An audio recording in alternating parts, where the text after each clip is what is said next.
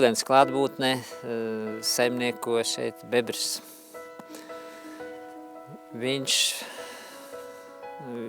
ir ļoti strādīgs dzīvnieks. Mežs, kur var ieraudzīt dažādus un neparastus brīnumus, ir Normunda Vīksnes darba vieta. Mežsaimnieka profesijā Normunds strādā vairāk nekā 20 gadus. Vispirms Smiltenes virsmežniecībā, bet no 1999. gada uzņēmumā akcijas-sabiedrība Latvijas valsts meži. Kā izrādās, Normunda profesijas izvēle noteikusi nejaušība. Paralēli klases skolas biedri pierunāja uz mežsaimniecību iet, it kā pat pierunā. Un tad izvēlējos, jo man dzimtā nav mežkopju.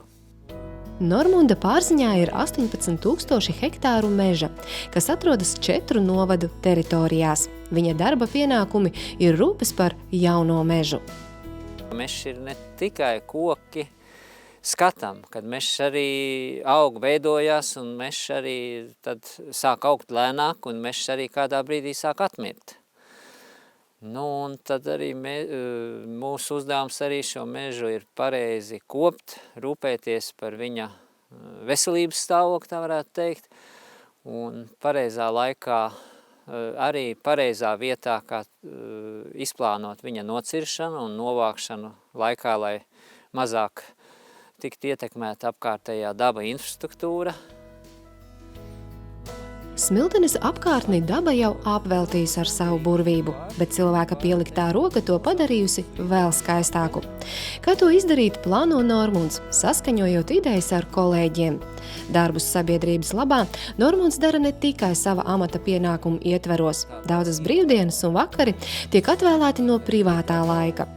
Pateicoties Normunda iniciatīvai un idejām, Smiltenes piepilsētas meži ir daudzu smilteniešu un arī viesu iecienīta atpūtas vieta, jebkurā gada laikā.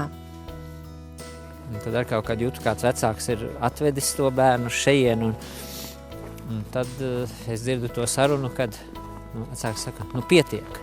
Viņš jau tā kā, es liekas, ka, protams, ja ir laiks ir normēts un spēlēm un dabai ir tik laika, ka bērns ir gandarīts, ka viņš vēl gribētu paspēlēties šeit, un ka mājās viņam tādas iespējas nav. Viņš ir dzīvokļa bērns un varbūt ar pagalmā nav tādas.